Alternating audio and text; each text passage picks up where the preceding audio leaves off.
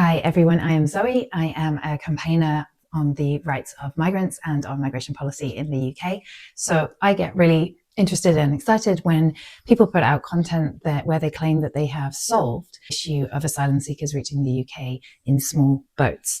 So the latest person that I found who has claimed to have the solutions is Matthew Goodwin. Matthew Goodwin is described generally as an academic, but I'm not actually sure what academic institution he is linked to. What I do know though is that he's got a new GBNews show coming out in the new year. So I thought it was relevant to look at his solutions. So he put out a video 3 months ago called How to Stop the Invasion, where he claims that he's giving solutions to how we can deal with small boats, which he calls an invasion. And fair warning for spoilers, but in terms of his GBNews show, looking at this video, I think what's really great is that he will be filling that big gap that really exists on GBNews for a sort of anti-migrant firebrand. So yeah, that's a big win for balance for GBNews coming up. They'll finally get to hear some of those more anti-migrant positions. Anyway, let's get into the video. I'm going to tell you something that nobody in Westminster and the corridors of power are going to tell you. This is the first sentence of his video and already I'm like, girl, are you serious? This video is about a position that is very hostile and negative towards people arriving on small boats. And to foreshadow the solutions that Matthew Goodwin comes up with, he proposes abandoning both our domestic and international human rights legislation and processing refugees offshore. Listen, we will get into those ideas and discuss them a bit, but one thing that you absolutely can't say about them is that there is nobody in Westminster or the corridors of power who will tell you that. Actually, unfortunately, most people in Westminster and the corridors of power really won't shut up about that. And that's really a big problem for Matthew Goodwin and this video, because he really is trying to position himself as a rebellious, disruptive outsider voice, but he is parroting the same old rubbish. As long as you have opened a newspaper or a website, tuned into social media, radio or TV debate, or listened to any politician for, let's say, the last 35 years, then you can be pretty confident that his opening sentence here is complete rubbish, and he's not telling you something that the Westminster elite won't tell you. He's telling you exactly the same thing as they tell you. Britain is being invaded. Since 2018, more than 135,000 people have entered Britain illegally. Okay, so he means people arriving on small boats by people entering the country illegally. Actually, it's very clearly protected under British law, the right to enter the country through irregular means for the purpose of seeking asylum as a refugee. The reason for that is that our lawmakers recognized that it just simply isn't possible in most cases, if you're escaping from persecution as an asylum seeker, to access safe and regulated forms of making your journey. So we made sure that it was not illegal for people seeking asylum to enter the country, even if they have to use irregular means. So let's talk about the numbers. As of Boxing Day 2024, the total number of people who have ever entered the UK on a small boat stands at 149,362. And that makes up about 0.21% of the UK population, 0.2%. I'm the last person to say this issue doesn't matter. Of course it matters. Like Matthew Goodwin, I spend my life talking about it. But I do think that the arrival of that many people over 7 years, so like if we broke it down on average year by year, that's what, 21,500 people a year for 7 years. Characterizing that as an invasion is just hysterical, isn't it? I mean, it's just rubbish. It's playing into the same conversation that we keep having in this country since 2018 that positions this as the most important thing that's been happening. And in my opinion, this can only be because it is important to distract attention from other things that have been happening since 2018. Like, for example, some of the people who have amassed immense fortunes since 2018, who have consolidated and even doubled their wealth, or people who are, say, the CEOs and shareholders of utility companies, people who own our press and our media landscape in the UK. And these people have a very strong interest in us talking about the arrival of these relatively very small number of people and treating it as the major issue, when actually the major issue is that wealth is being concentrated, wealth and power is being concentrated more and more and more into the hands of this tiny elite who dominate and direct our conversation. And they're joining more than 1.2 million people who have entered the country illegally. I don't know where this 1.2 million figure comes from exactly. He doesn't source it as far as I'm aware. I think what's possible is that he's taken the high end of the estimated number of undocumented migrants living in the UK. If that's the case, so a few years ago, the Pew Research Centre produced an estimate of the likely undocumented population across several European countries, including the UK. And for the UK, they estimated that it was between 800,000 and 1.2 million people. So it's possible that he's just taken the top end of that estimate and declared that as factually representing the number of people who have entered the country illegally. If that is what he's done, that's actually not the case. The vast majority of the people who live in the UK without the right paperwork will not have entered the country in ways that Matthew Goodwin would deem as illegal. They won't have come here on small boats or through other irregular means. They'll have come here with permission on a visa. And I've talked about this in my other videos, but one of the problems with our immigration system is that we give visas on a temporary basis. And then once you're here, you have to reapply to renew your visa. And it costs thousands and thousands and thousands of pounds. So for some people, that's not possible. And that's who make up, actually, for the vast majority of the case, from what we know, that's who make up our undocumented migrant population. And once you're in that circumstance in the UK, unlike in many other countries, it's incredibly difficult to rectify that problem. We make people wait 20 years in the UK before they can apply to regularize their stay, which is insane. And it leaves people in this long-term limbo situation where they are at huge risk of exploitation and abuse. Matthew Goodwin, of course, doesn't talk about any of the solutions that might exist to helping reduce our undocumented population, whether that be to stop producing so many people who lose their status by reforming the immigration system and these temporary, very expensive visas, or whether it be through creating pathways to regularization to people whose lives are based here, who are in work here, and who simply haven't been able to maintain that paperwork. We're not actually here to talk about solutions, are we, though? 70% of all people coming over on the small boats crossing the channel are young men. Yeah, so most of the people coming on small boats are men. And that's because it's an incredibly dangerous journey to take. And the crossing itself is very, very dangerous. Even in just the last year, dozens of people have died. But people don't just pop up on a beach in northern France ready to get onto a dinghy. They have in fact traveled from dangerous and repressive countries around the world, and they have made incredibly dangerous journeys before they've ever even reached northern France. They will have risked their lives time and time and time again, and women and children across those journeys are at far greater risk of harm than young men are. So young men tend to be the ones who take on that risk on behalf of their wider families. If what Matthew Goodwin really wants to achieve by pointing this out is to redress the balance and to ensure that we protect a greater proportion of women and children, then what we need to do is to introduce safe and regulated routes for people to enter the UK and claim asylum. Then more women and children would be safer to take that journey, to reach us, and to get that protection here in the UK. And they're coming mainly from Muslim countries: Afghanistan, Iraq, Iran, Turkey, Eritrea. Okay. So first of all, let's look at the countries he lists. Out of the 5 of them, 4 have been in the top 10 countries of origin for refugees seeking asylum in the UK for many, many years. So that's Afghanistan, Iraq, Iran, and Eritrea. Turkey is more recently has seen some uptick. Essentially, we're talking about people coming from dangerous circumstances with high likelihood of being recognized as qualifying for refugee status.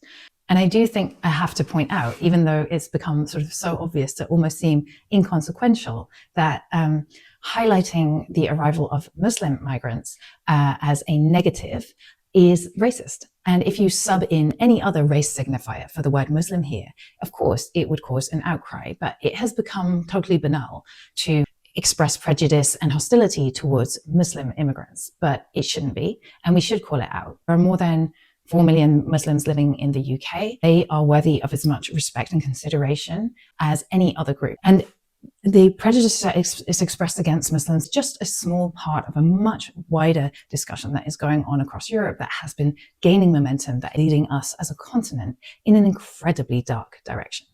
I find it really odd in the context of the countries that he named, that he then emphasizes that not everybody who crosses the channel in a small boat is a refugee. Now that's true, actually. The criteria to be recognized as a refugee is really strict. You have to be fleeing from a well-founded fear of persecution on the basis of certain grounds. So, for example, if you are fleeing from intense political instability, famine, drought, crop failure, and extreme poverty, you don't qualify as a refugee. However, you are still a human being and you do still, meaningfully speaking, have protection needs. So I think that it is just kind of absurd to say that because not everybody who is making the crossing on small boats qualifies under the legal definition as a refugee, that in any way diminishes their humanity or the practical reality of us needing to find solutions that will work. And obviously, on top of that, the people from the countries that he has listed have extremely high recognition rates as refugees. I think he got a bit confused here between who he was trying to otherize as Muslim and who he could credibly say were not all refugees. And he got himself in a bit of a pickle. I'm not going to clip all of the bit that I'm responding to here because some of it is just stuff that I don't think it would be responsible for me to share on repeat on my channel, because he tries very deliberately, repeatedly throughout this video, to link migrants arriving on small boats with crime, and specifically with violent crime and sexual violence. Call me crazy, but he spends significantly much more time on that link that he draws between migrants, and particularly Muslim migrants, and criminality than he does spend on the section that he says he's here to talk to us about, which are his solutions. Not to be a cynic or anything, but I think it's actually possible that the purpose of this video was not so much to put forward some credible and well thought through solutions to this issue, but it was in fact to bang the drum and repeat that narrative that links criminality and migration, which is not very well backed up by any statistics. Here's a fun statistic though. I don't think Matthew Goodwin claims to be an outright supporter of the Reform Party, but he does campaign for policies that match the Reform Party's policies on migration. And he did speak at their conference last year. Reform Party MPs have a 20% rate of having been convicted as wife beaters. So if you want to link a group in society to violence against women in particular, then you'd be on much more stable ground doing that for Reform Party MPs than you would be doing it against migrants or asylum seekers or Muslims. And the thing about this conversation about linking migration and crime is it's not just misleading, it's actually making us all a lot less safe. The true determinants of crime are not your ethnicity or your religion or your immigration status. The true determinants of crime are social deprivation, poverty, cycles of addiction, abuse, and violence. And when we're talking about violence against women, then there's a healthy dose of the misogynistic culture that we have in this country that's playing into that as well as a cause. These are things that we actually need to tackle. And anybody who is selling politicians a racist get-out clause for tackling those real social drivers of crime should be called out for the risk to society that really represents. He does it 3 times in this video. And what Matthew Goodwin is doing here is a risk to British women and our children. He is actively campaigning to divert resources and attention away from the things that would protect us, to divert attention from the people who are harming us, and to put a Muslim stranger as a scapegoat in their place. This narrative is putting your family and your children at risk, and I think you should be very, very angry about it. Most importantly of all, I'm not just going to complain, I'm going to give you a credible, compelling answer to this invasion. I'm going to tell you, because nobody in Westminster is going to tell you, how we stop it.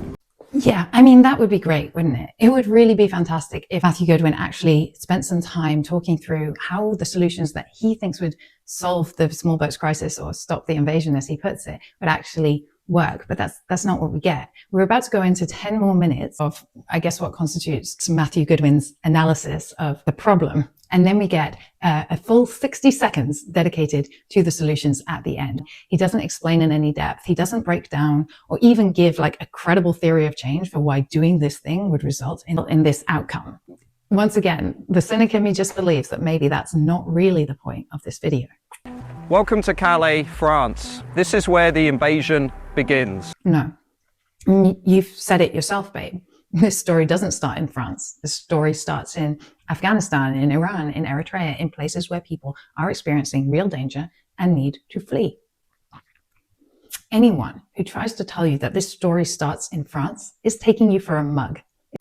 So why do they want to come to the UK?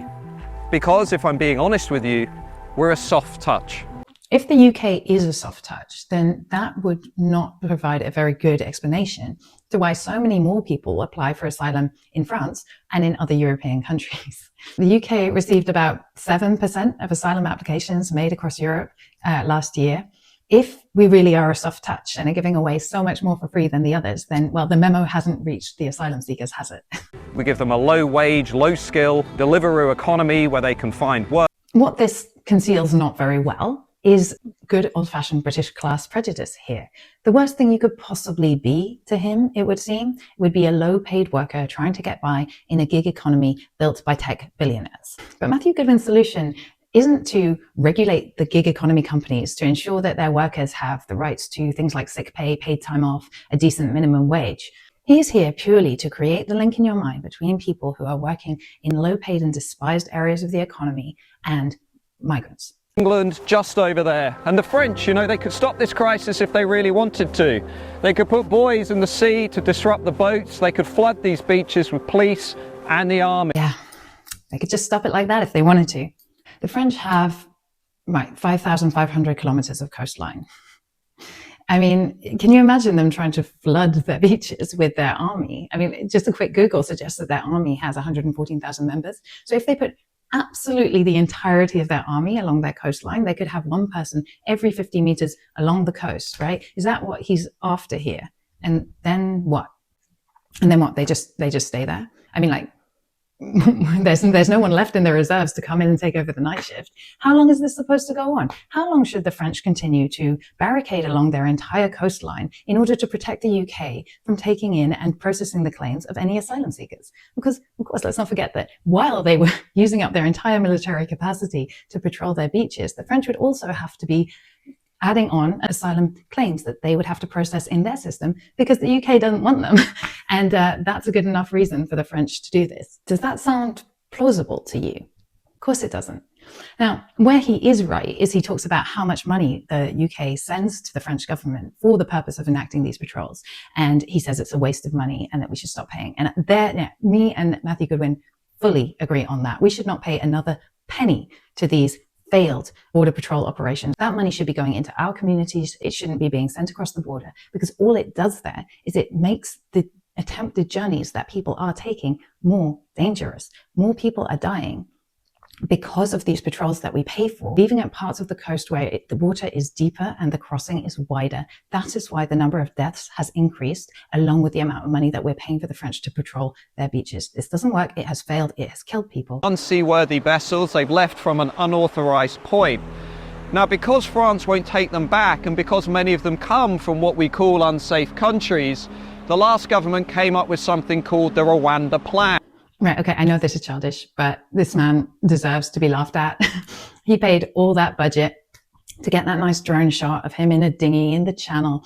And all he really got for it in terms of payoff is a pair of soggy trousers. What a twat.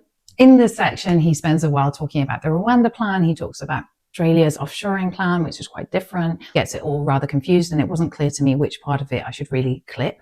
I think all you really need to know is that the Rwanda plan didn't work. Australia's offshoring project is very different to what the Rwanda plan represented, but it also didn't work. And Australia still receives, despite being, as Matthew Goodwin does rightly point out, immeasurably much more remote and difficult to access for asylum seekers, Australia still receives thousands of asylum applications year on year. It did not work to send people to these offshore hellholes, which I suppose we can glean is what he thinks we should be doing in the UK. Welcome to Britain's newest luxury resort, only you're not invited. I mean, obviously this is just like really grim, isn't it? Like to describe a hotel that has been refurbished in order to accommodate asylum seekers in shared and squalid conditions as a luxury resort that you're being kept out of. And what we know about these hotels is that people live in really, really difficult circumstances and they're kept in them for really, really long periods of time. During that time, asylum seekers are not permitted to work, so they cannot get out of there and support themselves. And what's interesting about this discussion is that we often hear it talked about as though, you know, we support asylum seekers by putting them into hotels, but we don't do that for British homeless people. That's not true. The vast majority of homeless people in the UK are also accommodated in hotels and B&Bs for temporary accommodation that lasts for far too long. Actually, there is a fundamental problem with how we address homelessness in this country, whether the people who are homeless and destitute were born in this country or not. And what we should be doing is, instead of contracting out for vast sums of money these hotels we should be putting that money into our local authorities to ensure that they have the capacity to provide the emergency accommodation that is needed in dignified conditions, no matter where the person who needs it was born. And that should be part of a wider system that is built to help people move on out of temporary accommodation and into sustainable, socially supported solutions like social housing. But that's not, again, that kind of solution would actually help homeless people, whether they're asylum seekers or whether they're British. And that is not the kind of conversation that Matthew Goodwin is here to have. Here's what I'd do. I'd reform or repeal Tony Blair's Human Rights Act and replace it with something else. And I'd leave the European Convention on Human Rights so that, like Australia and New Zealand and Canada and other nations, we can actually control who is coming in and out of our own country. Also create an active deterrent whereby we process illegal migrants and refugees outside of Britain. That's it. We just had a 15-minute video of fire and brimstone, all of the hostility and linking migration to all of these social ills and bad outcomes and injustice. And then we come to this, we come to 60 seconds of listing off abandoning our domestic and our international human rights conventions and institutions and offshore processing of asylum seekers. That's what it comes down to in its entirety on this video. We'll replace our Human Rights Act with something else. Forgive me, but come on. That's not a solution. What, pray tell, is this something else? I mean, this makes the Brexit plan look like it was well thought out. Oh yeah, and that's what's happening with the European Convention on Human Rights too, isn't it? All it is something that sounds European that you could say we should leave, because that worked really well last time in ramping up the hatred of migrants, empowering some of the worst politicians that we've ever seen in this country, and building the careers of a lot of commentators. And now they're promising that the exact same process all over again will do what? Will really fix it this time? For example, in the Supreme Court judgment against the Rwanda plan that found that Rwanda was not a safe place to send asylum seekers, one of the things that the judge was at pains to make clear was that his judgment did not rely purely on the European Convention on Human Rights or the Human Rights Act. In fact, the UK is a party to a very wide range of conventions and international legal commitments that prevent us from sending people to places where they will be at risk of danger and torture and death. Some of those conventions include the UN Refugee Convention, the Convention Against Torture, the Convention Against Trafficking, the Convention on the Rights of the Child. After we have left the European Convention on Human Rights, they will have another set of campaigns ready to have us say, actually what we needed was to leave one of those as well. This never ends. And all it is a process of us, ordinary citizens, giving up more and more of our rights in this chasing of this fantasy idea that we can somehow eliminate the humanity of refugees. We can't. If you come here illegally, we will remove you. We will process you elsewhere. And if you are not a genuine refugee, we will deport you. Okay, I'm sorry, my mic died just as I was trying to do the wrapping up, so I'm going to do it really quickly and I hope the sound is okay. Listen, if after all of this, what he's saying is that you're not recognized as a refugee in this offshore human rights convention avoiding process that he proposes but gives us no detail on, then you will be deported. Then actually he's not even proposing changing the law. And as I mentioned earlier, especially from the countries that he lists, the vast majority of people who are coming here in these circumstances are recognized to be refugees. So under his solution, we'd still end up with the same number of people here in the end anyway. I mean, it's really incredible how much guff you can get from these people promising you that they've actually taken the solution seriously and then giving you the same old rubbish that we have seen not to work. I don't know where to leave it. This is just, it's pretty embarrassing, isn't it? Come on, you've got to give me something better than this. And what I guess he's trying to leave you with is this feeling of, yeah, we've got to do something, right? And he is definitely not taking you through looking at what the something that he says would be the solution actually would look like. And the truth is that something, just like Brexit before it, isn't going to get rid of migrants, doesn't make people disappear, doesn't remove the things that are real dangers that people are fleeing from. None of these right-wing anti-migrant firebrands have anything to say about that reality that people move, and the UK is always going to be part of that solution. They're just building their own careers. And it's working very well for Matthew Goodwin right now, which is a shame for the rest of us who would like to see a move towards humanity instead of a continued spiraling into this very dark and racist future that we seem to be hurtling towards. Anyway, if that was of any interest to you, I would really appreciate if you would like, share, and subscribe on this channel. It really helps me if you comment, come along, have a go at me, have a go at him, tell me how you're doing, tell me what you think the solutions are. Let's have a conversation. I promise I'll be there replying to you all, even if you're absolute wankers. See you soon.